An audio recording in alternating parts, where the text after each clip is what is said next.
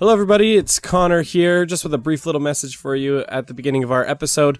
We talk about it later on in the episode, but we wanted to drop it right at the beginning for you guys to know about as well. But we have a new wiki. Yes, our show has a wiki that has been amazingly created by our patrons as a gift to us, as we have now reached our 2 years. It's crazy to think that we've already been doing this show for 2 years. But if you want to look at reading up on maybe some of the lore you haven't seen yet, or even potentially contributing yourself if you feel so generous, you can go and check that out at cheaperdungeon.fandom.com and do your own personal contributions. Or again, read up on the lore. Seth has some amazing lore, and we just want to continue to share that with you guys there. And again, just a big thank you to our patrons for that gift to us. You guys are amazing, and we appreciate you more and more with every passing day. But yeah, we're going to go into the intro song in just a second here, and enjoy the rest of the episode.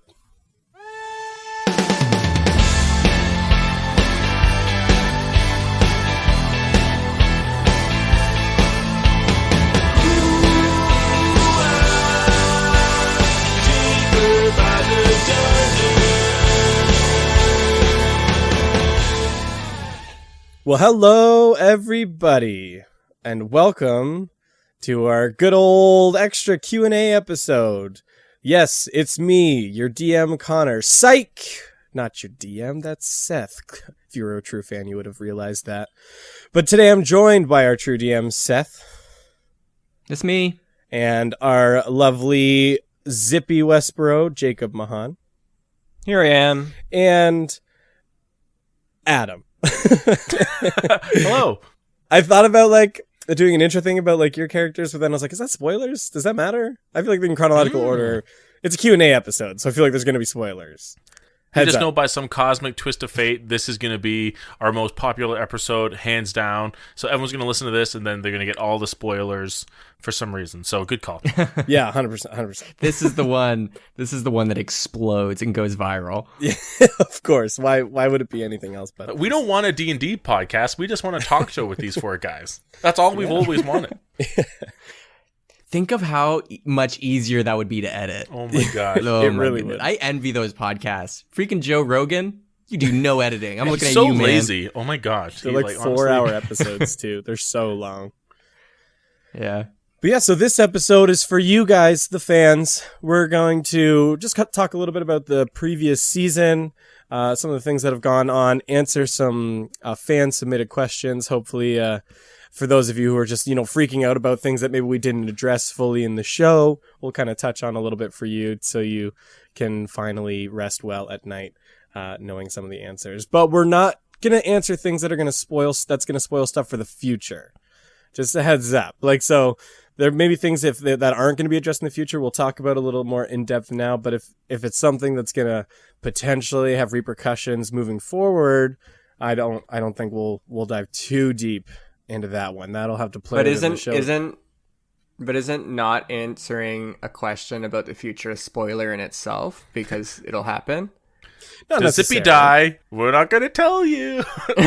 Exactly. It's like Yes. Hard yes. hard yes. I think we should just commit now that every third or fourth answer or so, we intentionally just flat out lie and say the opposite, but we don't tell them if it's the third or the fourth. So Keep them on their eventually, toes. but people can't trust anything we say, so there is no spoilers. Listen, if you want the rest of our show spoiled, you're going to have to find our treasure map and go on your own grand treasure hunt to find a little box where I keep a little, very tiny notepad with all my notes. So speaking of which, that's partially true. So one thing I have learned, this is, so our world map that Seth has released, of the world of Ohm, he's mentioned to me in passing that there is an Easter egg in that map. I have no idea what it is, and I can't figure it out. I stared at that map for a long time, and I don't know what this Easter egg is. So if any fans out there are smart enough to figure it out, let me know, because I want to know. I can just imagine Connor staring at the map but not actually looking at parts of the map. Like he's just staring at the map. Look beyond the map. How is this It's constructed? just not coming to me. I'm just absorbing the whole thing at once, and just I'll get there eventually. That's his inspiration for Darian. So to kind of kick us off for this evening, I thought it would be good to kind of take an opportunity with you guys to kind of talk a little bit about kind of the past season. We're going to talk a little bit about the musical too, which just came out recently. If you haven't listened to it yet, go listen to the musical. It's absolutely amazing. Incredible work done by all of us, particularly Adam. Just absolutely crushed it on the songs included in it. But lots of group effort in there, and I'm just going to get ahead of that so Adam doesn't have to go off and humble himself. But there was a lot of you know me content. It really was great. The songs turned out great. So I'm going to put this out to you guys. I'll eventually answer too, but I'll put it out to you guys, and let's start with Seth, Mr. DM. What was probably one of your highlights of season 2 as a whole? We had some pretty major arcs in there. Going through Man of Snow, Second Grand Treasure, some big things happened. What do you think was probably one of your top moments of season 2? Yikes. Big yikes. I feel... Also, first off, 2 years, everybody. Congrats. Pat yourself on the oh my back. gosh, I can't believe I missed that. 2 years. Put in a little, like, trumpet or... I don't know. Yeah. I don't want to edit one later. In a confetti pop. But yeah, 2 years. Congrats for all of us. It's been a wild ride. And so the question. The biggest parts, or the parts, I'm most proud of, especially kind of as a DM, which I think is a little different, is probably the biggest one is honestly the Norman death early on, because I was prepared for Norman's death, but I thought if he died, it would happen way later at a way more intense part. But I love it because you broke everything I planned in 2 there. Like, everything changed. And luckily I had something planned for when Norman ever went down, like a little bit of a fail-safe thing of story-wise. But I'm just glad how that all came together. It was supposed to be a balanced fight. It was supposed to be. But you guys all split up, and then Norman 1v1 May, which was not a good idea at that level. Well, especially me with as fragile an understanding of D&D mechanics as I had, it was an inevitability that I was going to go down. He was like, hit dice? What are those? But I'm just proud of how not only I handled it, thankfully on the fly, it all turned out, and also how Adam role-played it, with the Royce and him and Matsumura conversations and stuff. So I think that one. Yeah, I definitely would agree with you. I'm going to chalk that one up to player error. Like, it made sense in the moment. Zippy stayed on the ship. Darian was down there trying to get to rescue some of the others who were trapped in the burning house. And it just kind of fell that way that Norman was the only one there. And we all kind of forgot that he had like 5 hit points left. So I should clarify, error. I never plan for the players to die. Like what I mentioned earlier, where I was like, if Norman died, I had a fail safe. That was just in case. And there was a few parts where I'm like, player death could happen because it's a difficult challenge, or, I had monsters down the line that I was like, I want to pull one of these out and it might be very dangerous. But I never planned for him to die. And it was, I just thought it was great that it all worked out, and even full circle at the end of season 2, it all came back together. Oh, and what a payoff too. Mm-hmm. What would we call that? So there's the Poker Rock arc at the beginning. We can probably call it the Poker Rock arc. What would we call that? Kind of that in between Poker Rock and Man of Snow. That like an interlude. Mansion arc? Madness. Mansion Madness. Is that what we call that? That's... Yeah. No, I think it was a little bit of an interlude transition arc. Like the traveling arcs. But then it turned Mayor into Cornelius so or something, or Impending Doom, or something like that. I like Mansion Madness. That's a pretty good one. So let's make that canon. So we got the Poker Rock arc, Sounds Mansion Madness, like a football Man bracket. of Snow, the Second Grand Treasure, and then I don't know, the and conference, then Bayside Ammo Conference, and the Ammo Conference. So wow, that's so many arcs in one season. Actually, if you think about it, we really. And then you covered think a lot. about season 1, and season 1 was just all one kind of big arc. You know what I mean? Yeah. It was all just Colm being king and Orym arc. But even that, I think, is a testament to how far our characters developed and how much the world developed as a result of us kind of pressing up against the boundaries, because even as players, I don't think we quite knew how far we could push against the walls and see, is there something outside of this town? Like, if I kept walking, does Seth know what's beyond there?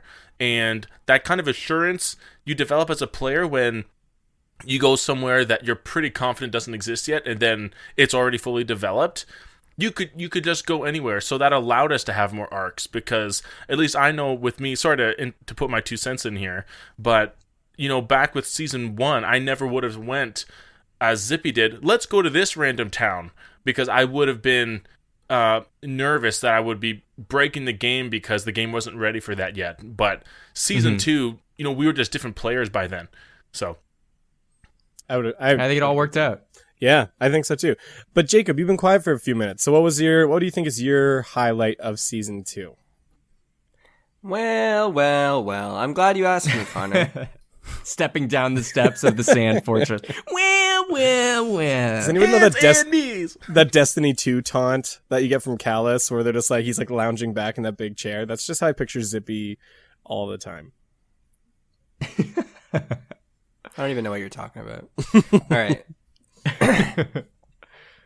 My favorite moment.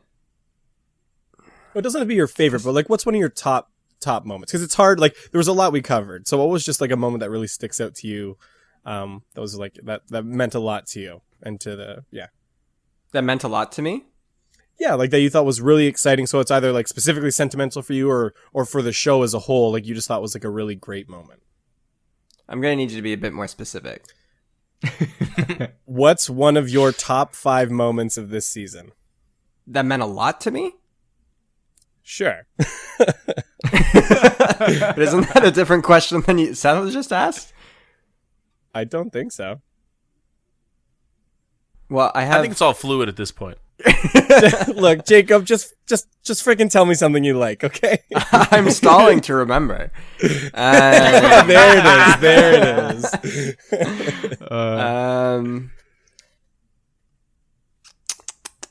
There's a couple. He doesn't remember any of it.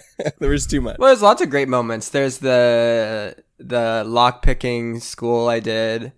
There's me becoming captain of the ship, and also like trying to get a good deal at the same time.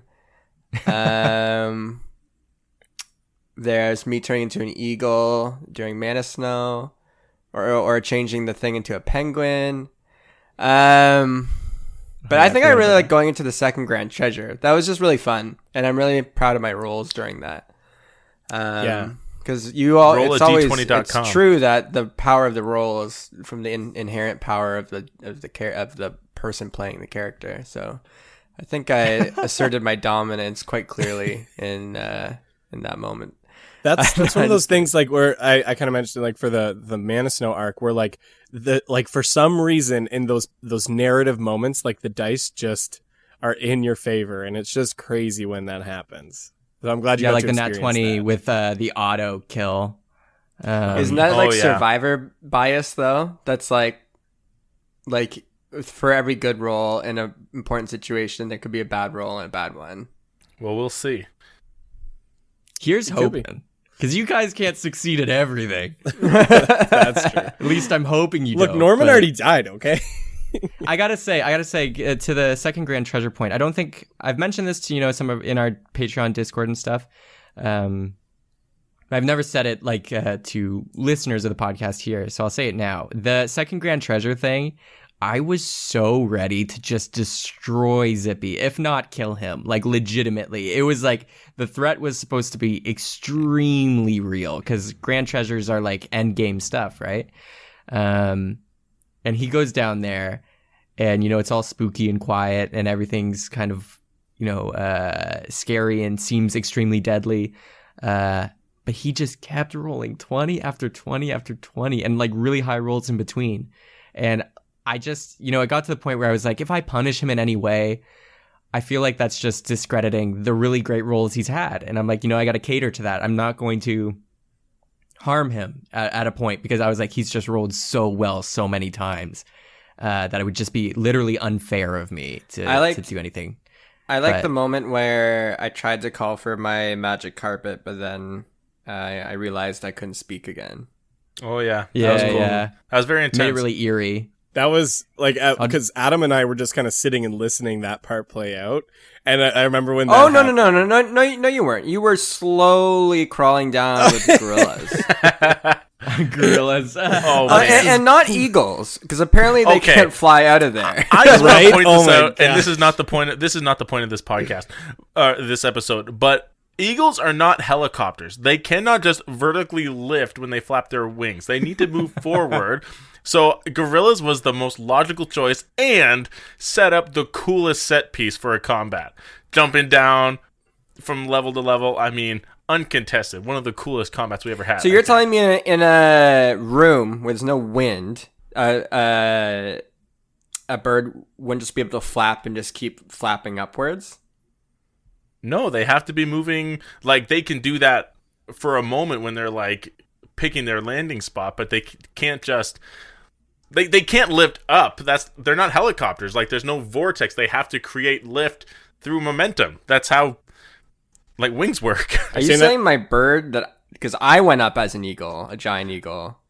Well, I didn't think it was my right time to point out physics. You already had so Are many. you saying my wings weren't strong enough? Is that what you're saying? I'm saying my eagle's wings weren't strong enough. After all your natural 20s, I thought the it carried bird over. physicists in here. We had physicists before. We had like all these people from the one Mana Snow arc or Mechanos Mana Snow arc contact us after we did the weird physics thing in like the Right. moving tower with like the movable rod or whatever. We need a bird physicist in here because I don't know. Just think about it. When's the last time you've seen an eagle say, "I wish to ascend," and they just spread their wings out? I've seen it And in just- movies where it's just like Okay. where you laugh, but like what's the difference between Lord of the Rings and D&D? None. Agreed. But even they move I'm forward. with Jacob. Hashtag I'm with Jacob. Get that trending on Twitter. And Let's keep that going. I seem to remember that bird coming in and picking up Frodo with his claws and then just like helicoptering out of there. All with right, man. Gandalf on his back. Okay, so we got to keep this moving. So we're not talking about eagles all day. Jacob, any other comments about that one more moment? thing about the eagle. Okay. I'm kidding. Jacob, any other comments about that moment for you? Oh, it was really badass. I went to sleep really soundly that night. Good. I'm happy to hear it. You deserved it, man. You deserved it. Adam, what about you? What's one of your favorite moments from the season 2? I mean, it's so hard to answer this because there are so many cool moments. And if I had to say, like, what were some of my personal moments that I thought, like my characters were sweet, I have so many. But I gotta say, the proudest moments of the show was probably 2 of them, both very close to each other, is the whole Mana Snow arc where we're climbing the mountain and we find the whole snail, and then we keep climbing the mountain, and we have to fight the Mechanos for the first time, and then afterwards, when we all get split up in this world that is so foreign to us, I think that's the first time that all 3 of us are away from each other. We don't just do a one-way split where one character's by themselves, and then the other 2 are together, where they can still bounce off each other. That was the first time that we each had to carry the show on our own for some degree of the time, and it was an amazing collaboration because all 3 characters had a role to play, and then Seth was somehow able to make all 3 of them matter when they all got back together. And I just thought that was a great, seamless, uncoordinated coordination. And Yeah. that was Definitely really cool. uncoordinated. I remember looking back on that and saying, that was really cool. Like, you just develop a natural instinct, but a trust with all the other players. So that was really cool. I like that a lot. And yours was a bit forced on you too, there, Adam, because I seem to remember throwing you as a rat. Yeah, across I the loved room. it. Yeah, I was like, okay, I'm going to hide in plays as a rat. And then I couldn't change back because it wasn't like I turned myself into a rat. You turned me into a rat. So it was like, And then yeah. you got like attacked by the ground squirrel, and then you just burst it through the ceiling because you expanded. Yeah. So funny. Yeah. I gotta say too, I really think the 3-way split was super interesting, also very a nightmare for me. But it was great, I think, for Peterson, because I feel like a lot of people, when Peterson came on the scene, everybody was really wanting Norman already back. Like, people miss Norman, and especially after he had such a cool reveal with Royce, people wanted Norman, you know? And then Peterson comes on the scene, and listeners weren't super, you know, open to him yet. Different you know, they flavor. were like, Very different flavor. Who's the new kid on the block kind of thing, you know? Like, different flavor. Is Peterson good? He's not Norman, you know? But I feel like through that arc, and then through Rasha and to the end, like, you know, I loved seeing the fan opinion change on him. And I think having him, like, work on his own and have to carry the show on his own for a second really helped solidify his place, you know, in the show. And then, you know, eventually at the end, everybody was like, Adams just has to play both. He has to play Peterson and Norman because we love them both. So I love that. Time to do a soul fusion. where they come together. I think, like, going back a little bit to Adam's point on, like, talk about, like, the juggling the moments there on Seth's part. I think that's a good testament to kind of, like, Seth's DMing, in that, like, I think Seth does an exceptional job really, like, sharing the spotlight between characters, like, giving each character their own kind of, like, time to shine and significance in the different moments throughout the show. So I don't think that any character is like a secondary character. Like, I think he does a really good job balancing that between all of them. And I think as a player, that's something great to kind of, like, work along with amongst, I'm sure, from the listening perspective, kind of getting that shared spotlight, I think, is a really cool thing. So great job, Seth. That's my thank you. Compliment for and you Connor, there. what is your favorite moment? For me, I was thinking about it, because especially after we were just running earlier through, like, all the different, like, arcs, like, really thinking about how much we covered, like, it is difficult to choose. I'm going to be a little bit biased and pick a moment towards the end of the season just because it's most recent. But that dream sequence where Darian and Zippy go into the top of that mountain and they see Norman in the reflection, and that whole moment and the editing for that scene. I think, Jacob, did you edited that scene, correct? No, it was Seth. Or it was Seth. I apologize. Sorry. Seth edited that scene, the song choice and everything for that whole moment, I thought was just a great scene on its own, but then as it works as kind of like a prelude to Norman's eventual return, I think as a story point, like, I was, like, during the recording, like, I was, like, tearing up, and then playing it back, I was, like, tearing up. I was like, this is such a good story being told here that I was so excited and so hyped about it. And I know we're biased because we're in it, but, like, I loved that scene. As it came together. Not to mention, like, just the imagery alone. Like, I gotta get some artwork of that, because it's just such a cool image. Like, that's gotta be, like, so original. Just, oh my gosh, man. Way to go, Seth. That was great. It was. And then cue everybody in our Reddit just posting similar type images. That's. I'm kidding. No, I appreciate it, guys. But yeah, no, I thought it was good. And I also, when we were playing that, every now and then I like to play music when I can. It's a little difficult to juggle since we're all remote and, you know, to make the audio play. But for that scene, when we actually recorded it, I played that exact same track that you heard in the episode for the guys. So it just really kind of, like, brought everybody's energy into it. And it was just, I don't know. I thought everybody, especially Connor and Jacob, like, the emotion their characters, like Zippy and Darian, were having, just being like, push, like, on his horns and stuff. Like, it was super good. Yeah. So kudos all around. Yeah. I think there's some kudos to Adam for dying for that. I was gonna say, I think I nailed that scene personally. My dialogue bit was the best. I crushed it.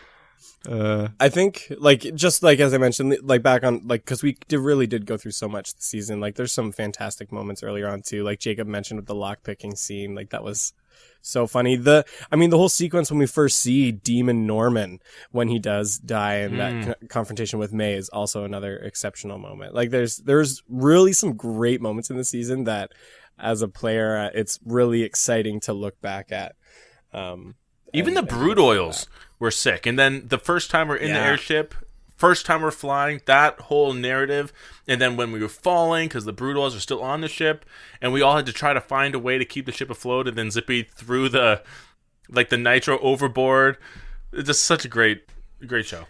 yeah, a moment, another moment that stands out to me is like, I guess, well, it's like a team moment, but like the Switch sacrifice scene at near the climax or during the climax of the Man of Snow arc also is another great scene that that Seth kind of put together there as well. And I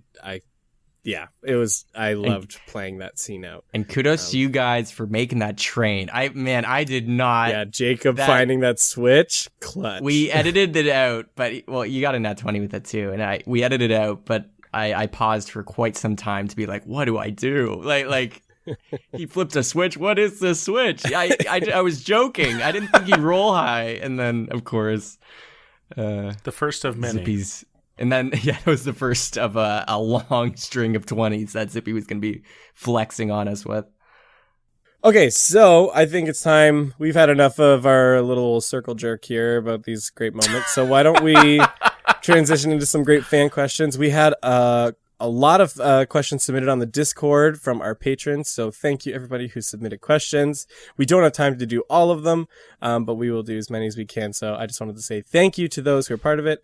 And for those of you who are not, we would love if you guys would consider looking at our Patreon and becoming part of that and joining our community there. We would love to have you for as little as $2 a month. We'd love to have you guys be part of that. But for those of you who are unable to, just you guys listening and sharing our content is support enough. So we just want to also thank you for that. So why don't we jump into it here? So Seth, we got a question first for you from one of our patrons, Nicola. Is how old is Paige really? Sometimes she's 12, 7, 10. How old is she really? She's all of them. That's the magic. I knew that's the secret. That's the big secret of Paige. I know the art that we got done of it makes them look a little bit older than what I've suggested, but in my mind, Paige is about 9 years old. Marley is 13, just 13, like I would say like 12, 13. And Bradley, if you're curious, is like 11 turning 12. So very soon. All right. Just a little scamp. Perfect. Almost time for his bar mitzvah. You know, she's got a couple questions listed here, so I think we'll try and fly through some of those. So also during the finale, Zippy was paralyzed and wanted to say something to Darian. What did he want to say? So this is to Jacob. It's hard for me to remember just because it was such a hectic moment. And again, we do all these things, Seth throws it as songs, whatever. It's all done without our knowledge. And so I'm trying to remember exactly like in the hectic moment of us being basically on death's door. I think it was either that I was going to, if I could say something, get my magic carpet to maybe get Darian out of there or try to get us both out of there. Or maybe I was just going to like tell him to like use his teleportation at all if he could. Like it was a hectic moment. Like especially with just like, calling in the assassination attempt and everything. It was, I just remember like my brain firing on all cylinders, looking at my spell sheet and whatnot. Yeah, it was a very chaotic moment for sure. All right, we have a question from Randy as well from our Discord for Adam. Could you walk us through the shaman initiation process? I knew in context to Peterson. I knew that question was coming, and I'm gonna say if I told you, goblins would come and kill you. It's a top secret. I don't know. So many things that we say are just for comedic effect. I mean, he was branded, if you must know. I mean, the sacrifice to become a shaman is high, and the pain tolerance has to be high as well. So I think you should write a little piece on the shaman initiation process. I will write a novella, and it will go into excruciating detail of the excruciating process of becoming a shaman. Give us one step. It doesn't have to be in order, just one step of the process. Searing a burning hot coal placed in a pattern to make a name on an ass. There you go. Something's going on there. So the blue flower covered your ass name? That's a part of the show. Ooh, see, and that was a spoiler. That's what's answered on the map. The man, we just gave it away. All right. All right, there's a question for me on here, also from Randy. So thank you, Randy, for your question. Given the newly acquired knowledge about Darian's father and his recent reaction to the Mechanos in the mountains, would he consider rebuilding the Switch Sword? And then he also added on, what kind of training did I have to go through to get the perfect face? And that's in regards to a picture that actually you can find on our Reddit from our Movember campaign that's now being colloquially called the dad face. So to answer your first question, given the newly acquired knowledge about Darian's father, I would say maybe. So that's something I've been trying to unpack a little bit with a lot of the revelations that we had with the Mechanos, the conversation that followed with Gallard, about the real realizations of who his father was and everything that's happened and how the Mechanos were involved with him as well. I wouldn't say it's never going to happen, but I would definitely say it's not at the forefront of his mind. I think Darian is currently on a path where he's just going to be looking for power. And if the most achievable route is potentially building another mechanical weapon, and in that regard, that could potentially be something he pursues. But I think with the path that they're on with the journal, heading to Leek's garden, on their path for this potentially unfound grand treasure, I think he'll see some more priority with finding that power first, but not necessarily never. So we'll see how that unfolds more in the next season. When that comes around. In terms of training for the perfect face, that dad face, the training is have children, and then you'll get that face. So I can't give you any other advice other than that. In the hospital, when your first child was born, just immediately your face sulked into this disappointed dad look. Exactly. Please make it a meme, everyone. And we have another question here from Ice Dragon. That's one for all of us. It's I've always wondered what Zippy considers his alignment to be, and what would Norman and Darian consider it to be as well. So Jacob, I'll let you kick that one off. I am so curious about this. Well, maybe you guys should say what you think it is before I reveal it. Chaotic. Just start. Chaotic. No, I would definitely say chaotic. I mean, you're gonna pull something out of your butt to spin that, but like it's got to be chaotic. But what alignment? I would say chaotic neutral, because it feels like when we first met Zippy and how the process has gone, he was really all about the business and about his kind of like financial endeavors, which feels more like a neutral stance than anything else. Maybe chaotic good, but I would probably land on chaotic neutral. And for me, I would say season 1, chaotic neutral. Towards the end of season 2, chaotic good, for sure. Yeah, I'd say either like true neutral or chaotic good. Yeah, I think that's along the path there. I think Adam is mostly on it. There is how I've always kind of considered Zippy, and I've said this to some of like our Patreons as well, is that like the thing with Zippy and coming up with his characters, like what would happen if you threw like someone who is in like a family of like thousands outside of like that family and into a world, what would that like person kind of be like someone who is like, who would this person like be so super socially awkward, or would this person be because they're not in their safety net of their family? Or in Zippy's case, it's like this person's constantly trying to prove himself because he has that opportunity now. Because you can only, because it's even, I've mentioned a couple of times with the carrots, where it's just like, Seth's asked me, it's like, oh, are your carrots the best carrots in the Bramble Patch? And the best answer that anyone even in the Bramble Patch could come up with is like, they're good, but there might be someone who's better, and things like that. So you can never be, in the Bramble Patch, I've always kind of considered it, you can never be like the guy unless you're like king of Black Bunny Castle. Of course. But and so for the beginning of the Zippy transformation, it's like he's a part of this raid, trying to get into the Greeters Guild and whatnot. And of course he's going to be like the guy who grabs the rock at the beginning, right? And the talk rock. And of course, like he comes up with helps, he tells the team, "No, we're teammate," type of thing.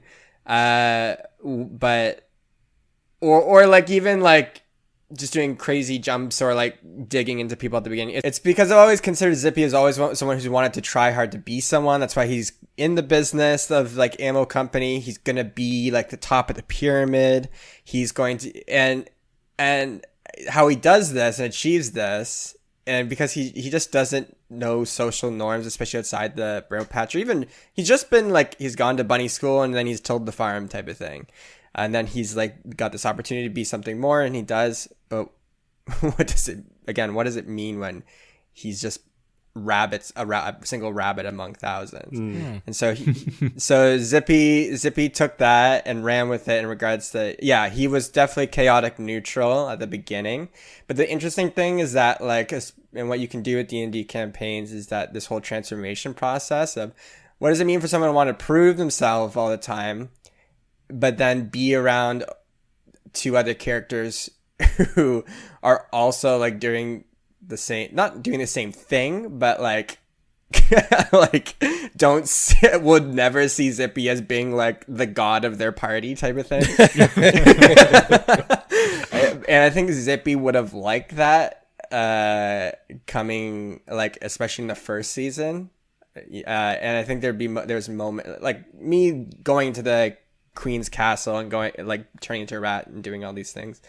But I think it was really Norman's death that really did a transformation. I think the little infighting that Zippy had with Norman was a type of like power struggle, I think, for Zippy in regards to like Norman was so talented and Norman was very witty and funny, and I think that like those are things that Zippy lacks in probably. And so I think, but when Norman died, and I think there's another thing you can look at, and sorry, I'm rambling. I'm taking a bit long here, but I think it's important is that another thing to take into context as well with the Bramble Patch is it's very hard, I think, it's very unlikely for someone to take complete responsibility for something because there's so many rabbits. And like, let's say someone left the tilling equipment out in the fields or something. Well, the parents or whoever owns the field isn't going to try to find out who it is. He's just going to blame the people who work that shift because there's so many rabbits. And so, when it came to the point with Normandy's death, I think that personally, I think maybe if I hadn't stayed on the ship for stayed on the ship and instead like got Yogurt or someone to hold the ship steady or whatever, and instead go down and help Norman because it was clearly dicey of what was going down there. And so I think he holds himself and maybe we'll get into this more in season 3 now that Normandy's back, so I won't spoil too much. But like, I think there's a sense of responsibility and guilt that Zippy's felt, and I think that's very new for him. And Ooh. So that, because of, what it means to be in the Bramble Patch, you're not really ever taking responsibility for anything. But I think this whole, like, he kind of is taking responsibility for this, Norman's death. And that's why, through, like, the Christmas musical, he really cared about, like, dropping the presents off at Normandy's bed, or even just, like, asking about Norman and checking up on Norman and things like that. Even though we were fighting so much at the beginning, I think there's been a shift. And now I believe him to be chaotic neutral. I do think Zippy's nature is chaotic. He'll always have that yearning to be someone more than just a rabbit. Because do you mean chaotic good? Oh, yeah, sorry, chaotic good. I meant chaotic good. My apologies. Chaotic good, because he'll always want that chaoticness to stand out.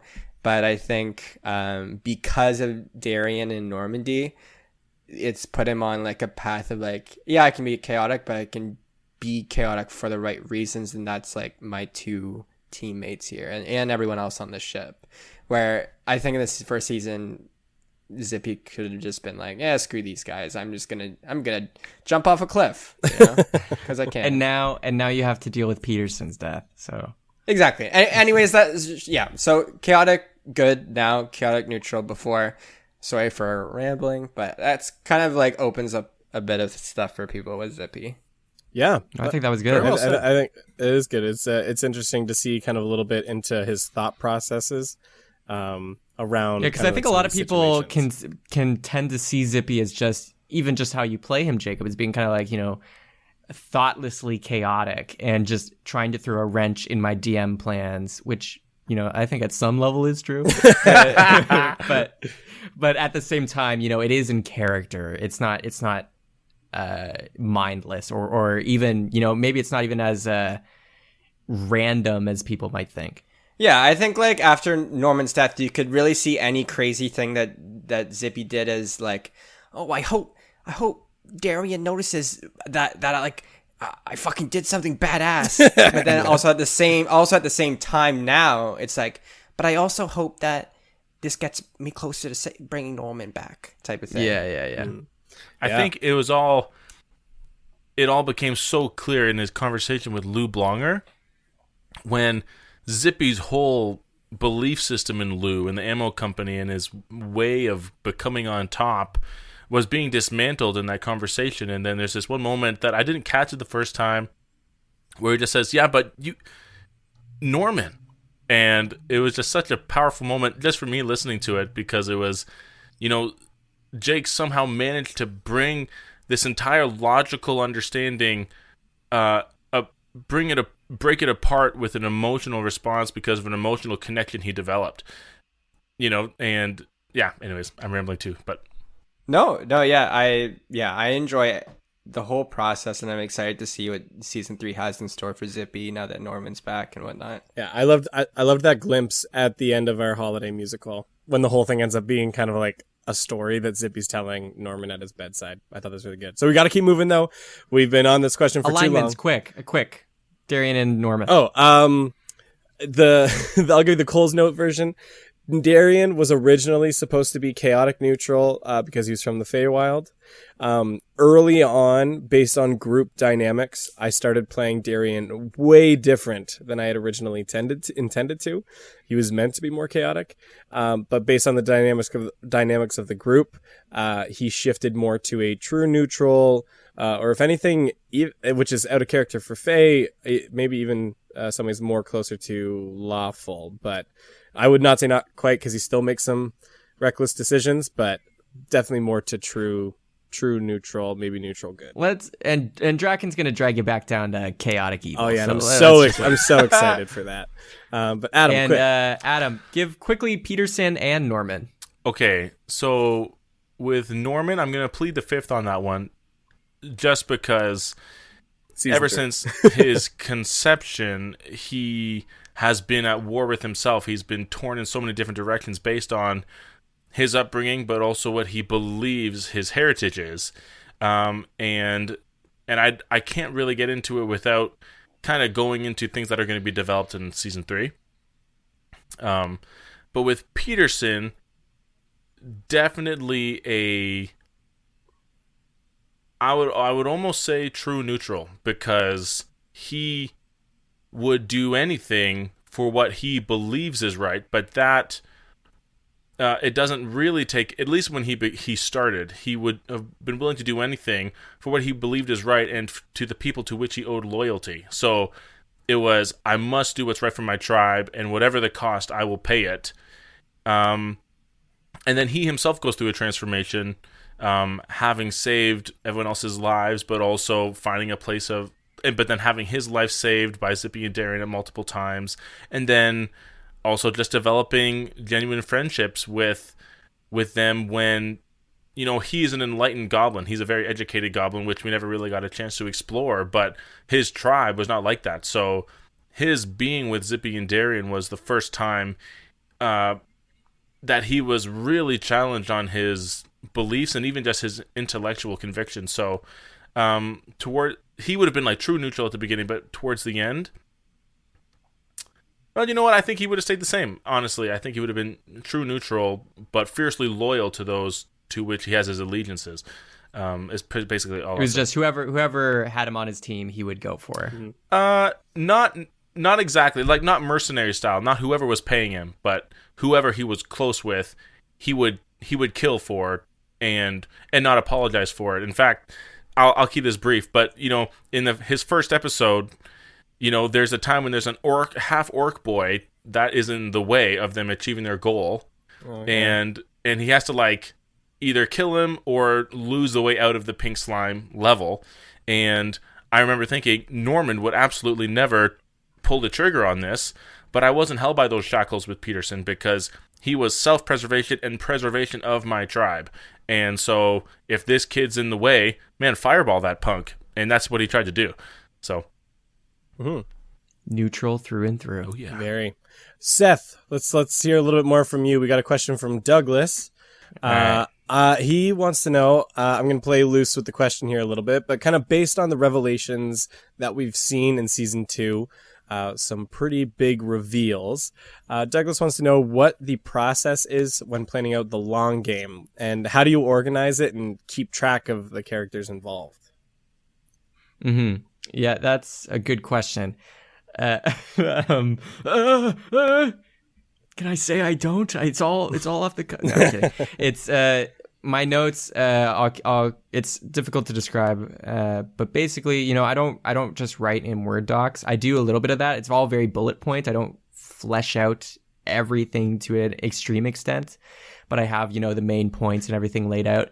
But honestly, how I do long game stuff and history of the world and potential future plots and stuff, it's all on kind of this actual visual timeline that I've built. It's literally like a picture with bubbles that have words in them to trigger my remembering, and then I have docs and written text associated with those bubbles.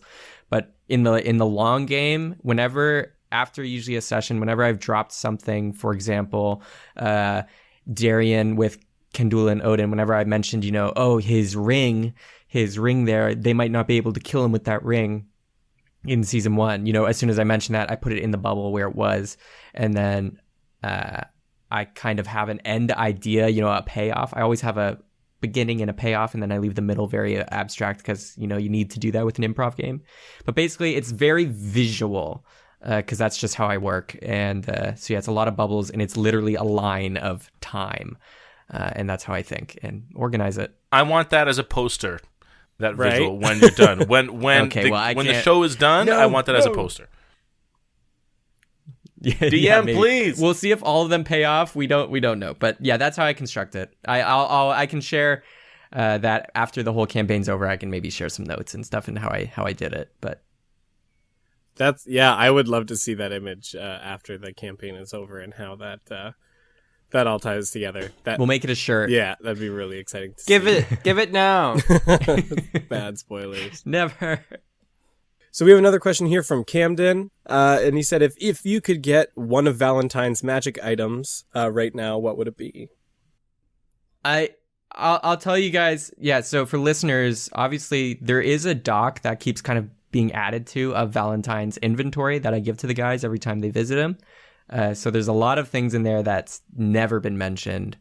I don't know if it was mentioned, but this is the one I would pick, is the Instant Fortress. Oh, that's what I was going to pick. It's like, yeah, literally like all of a sudden you get a little kind of mini castle from castle standards, but still it's like, it's kind of exactly what Zippy did in the musical, but made of stone and not sand.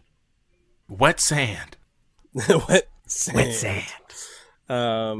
If you can't remember everything from the list, what's one of your favorite things that you got from Valentine at this stage? Mine was also the fortress, and Seth Stillman Thunder a little bit.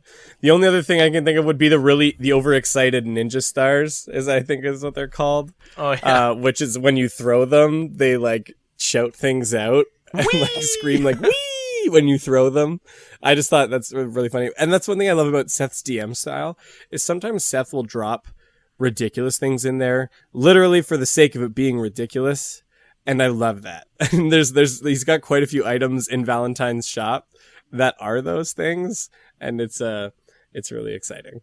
That's pretty much the void chest. Yeah. Oh man, that thing is so sick. That would be the source of my favorite item that I've ever got. So many items I've got from there I haven't had a chance to use yet because Norman bought them and then literally died the next episode.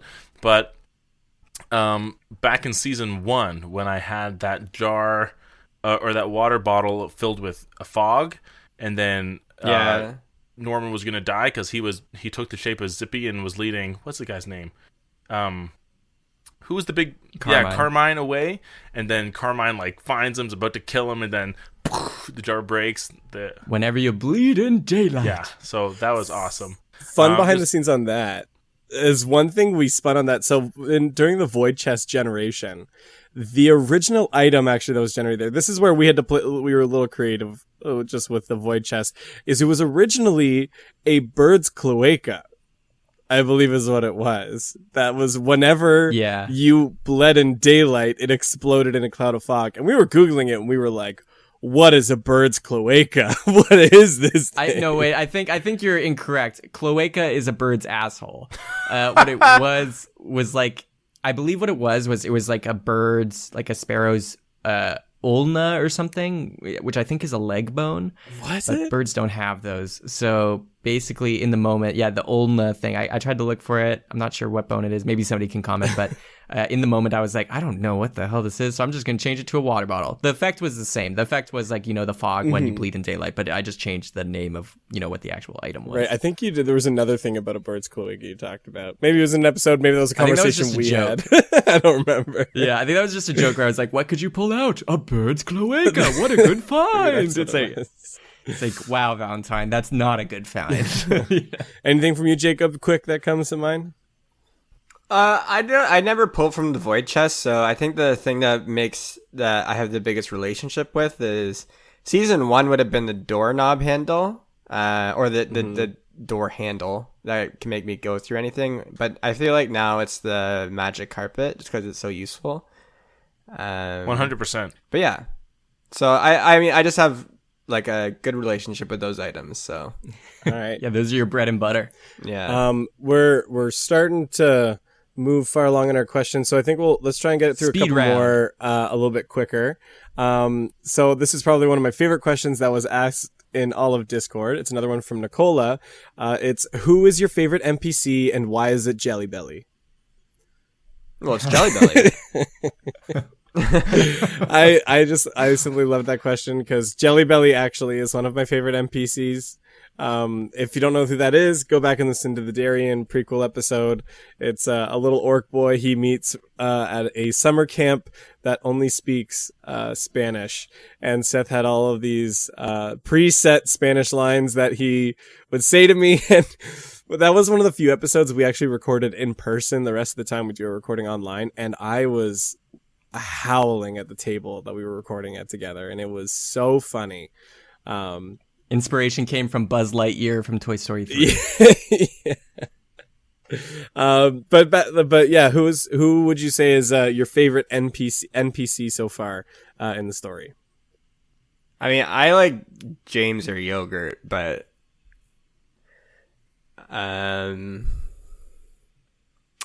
definitely not Bradley. I hate that kid. and Paige. No, yeah, and Paige. Yeah, probably Yogurt or James. I don't know. I like those. Especially Yogurt because I've been with Yogurt since my prologue. So, not anymore though.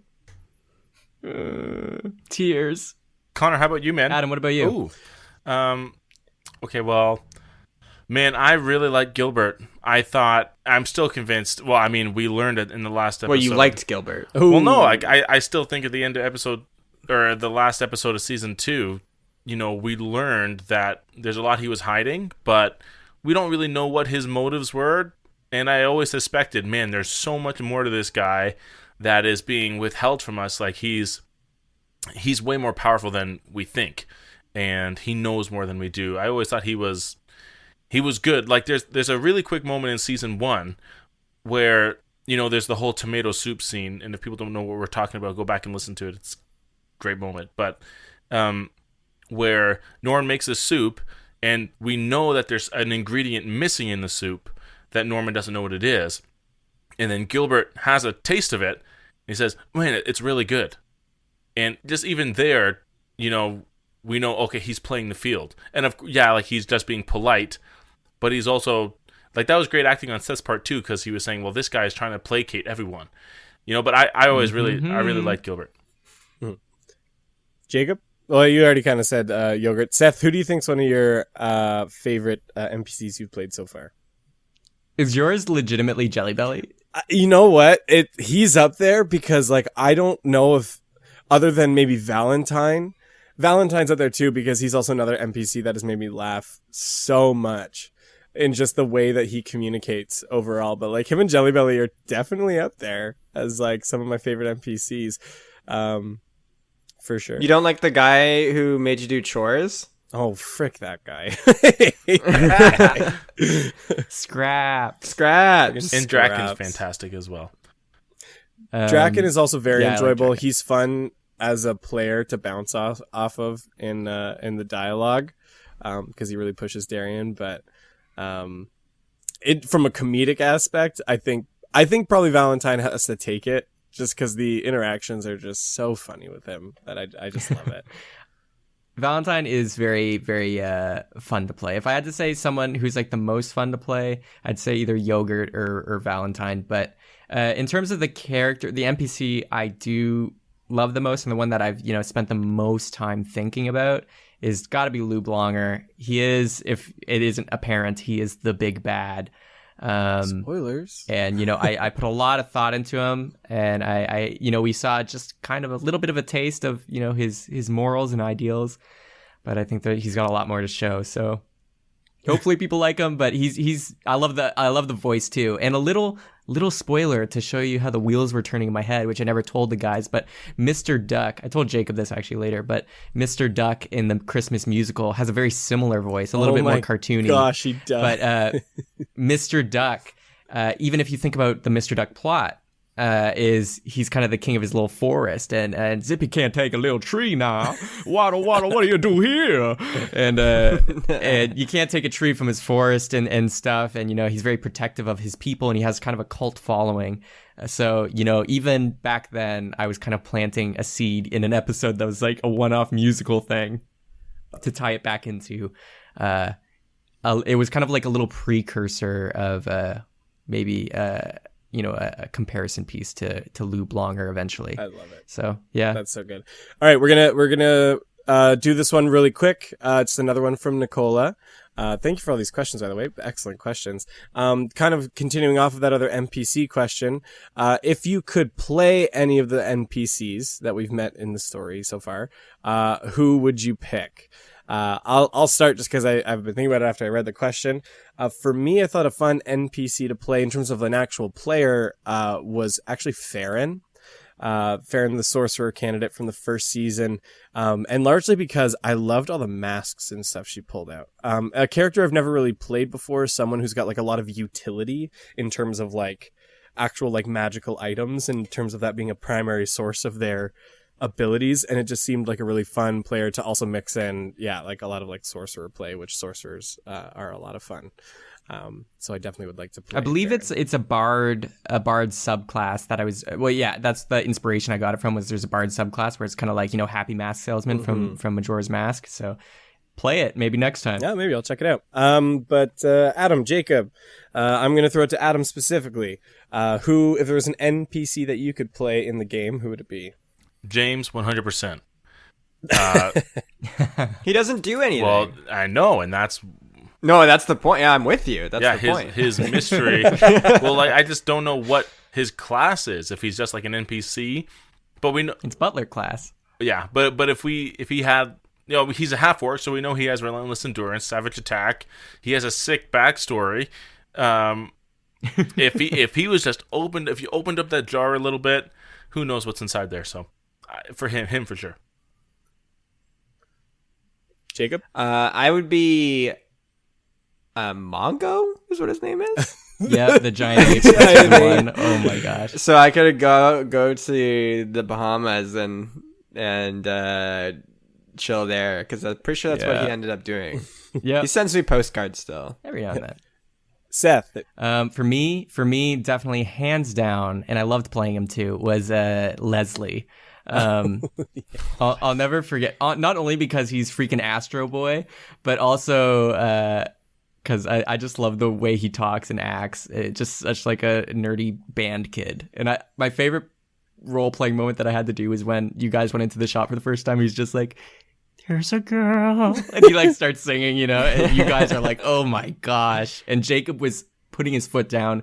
We need to take the shitty guide that's gonna break into a musical song and not clearly the good one. We need him. Yeah, we need him. It's funny, but yeah. That's fantastic. Well, our goal for this episode was trying to keep it around an hour. So I think we got a really good question. One more question. Yeah, we got one more to go out on. And this is just more of a general one for kind of the fans. It's another great one from Nicola. You just had some great questions this time around. But it's during this very stressful time kind of around the world for obvious reasons.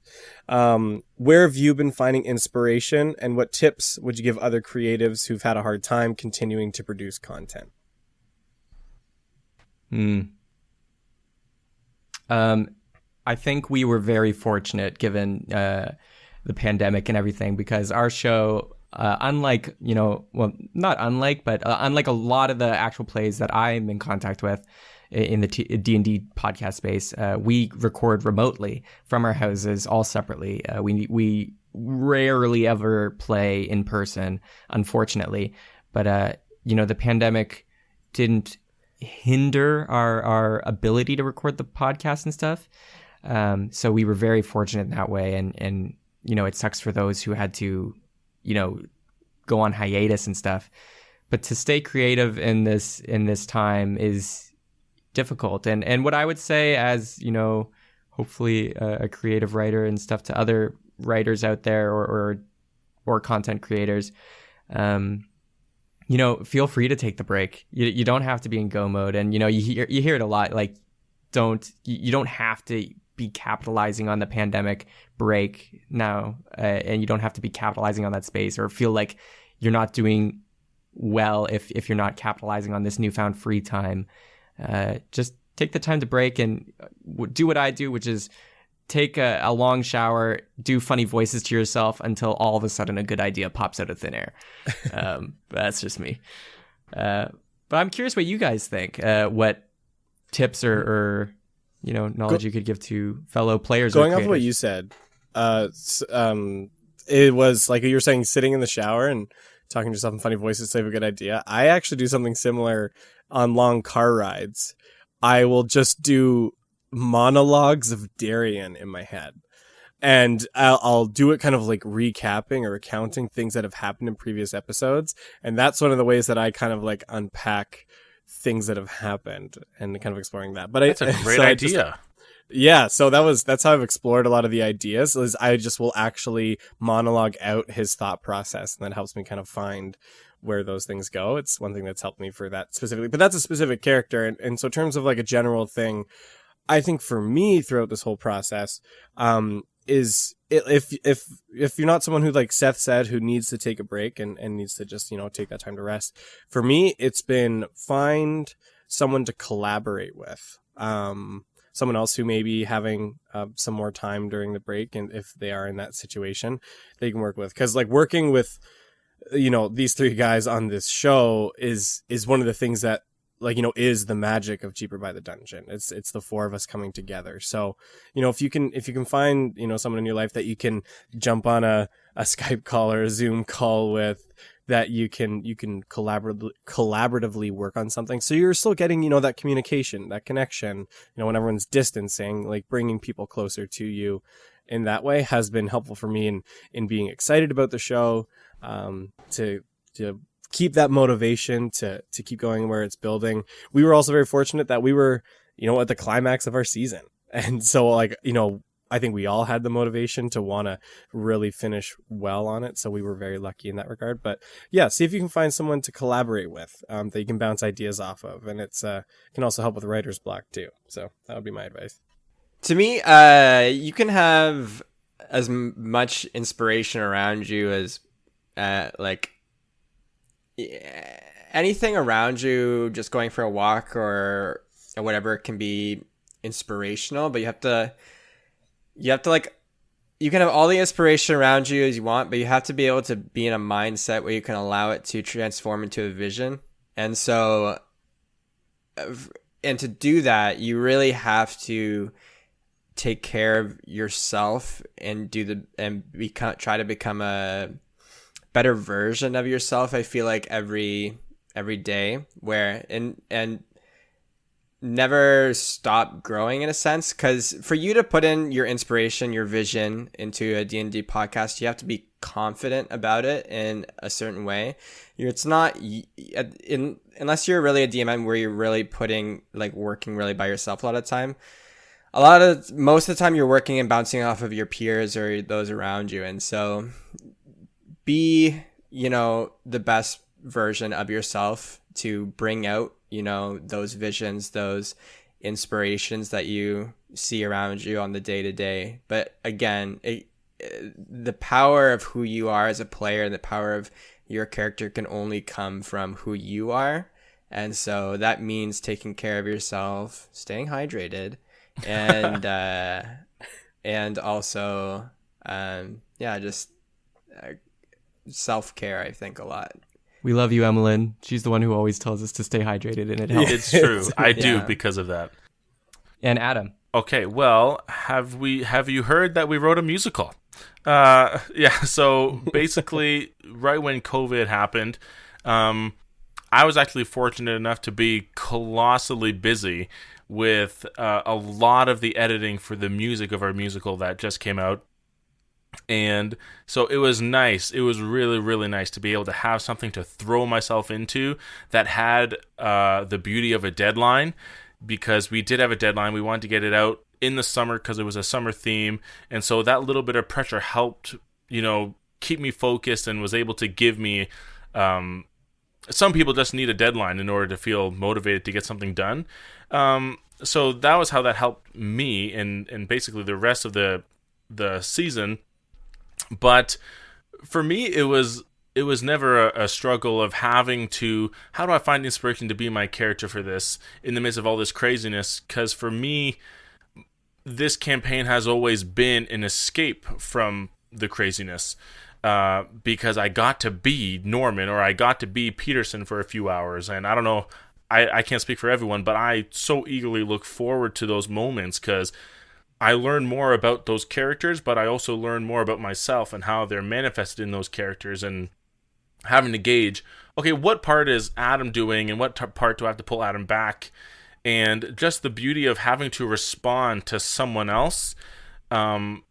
People so many times say, oh, I'm not a creative person, but we know that everyone can be creative because you tell someone, okay, you're walking through a forest and you hear the snap of a twig. What do? And instantly, everyone already knows what they're going to do. They say, I run, or I look back, or I go investigate. And it's just proof that we can all be creative if we have someone to bounce off. And so my advice, if anyone's asking on how to cope with this time, honestly, would be to play D&D. To find a group online, and it doesn't have to be D&D, any kind of role-playing game, because it simultaneously gives you an escape like a television show, but it also gives you community. And I gotta say, that's probably the most unexpected treasure that I found with just this podcast in general and Dungeons and Dragons and role-playing games, is that it gives you both. It gives you a sense of escape and community at the same time, and self-discovery. So all three, because you learn more about yourself too. So if you're struggling and you just listen to a D&D game, find one or play one, even if it's just one-shots, because for me, that's what helped me personally, because it gave me an escape already. And that's my answer, guys. Beautiful. Loved it. That was beautiful from everybody, and now I feel like mine was the worst. Yours is the best. Yours is the launch pad. I mean, wait, let me redo. Editor man, cut in here and get a ghostwriter. Pay for the idea. Money. Just throw money at it. And love yourself. Our super very last question that comes from Emmeline.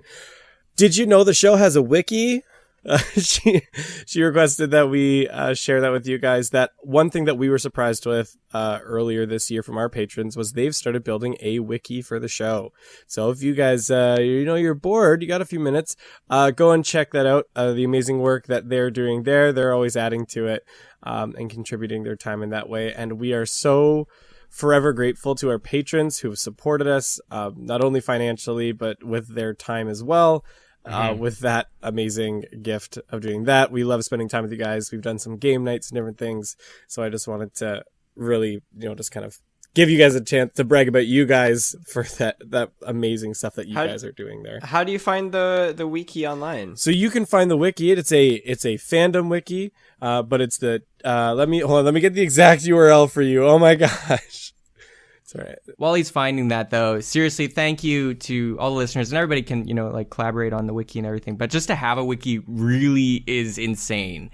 To have people who care enough to actually summarize and write about and update all this information of our podcast into a general space for everybody to check out and listen. And hopefully, it's a good resource for even new listeners who don't want to slog through all the episodes to catch up. I was going to say it's a great resource. Because if you're listening to this Q&A and your question wasn't answered, there's a good chance it's on the wiki. What you're wondering about. Well, where did Zippy come from or something like that. Yeah. Or maybe add it in the future to cheaperdungeon.fandom.com. There we go. Go check it out. And last thing, thank you to everybody for listening and rating and reviewing us, and keep doing that, please.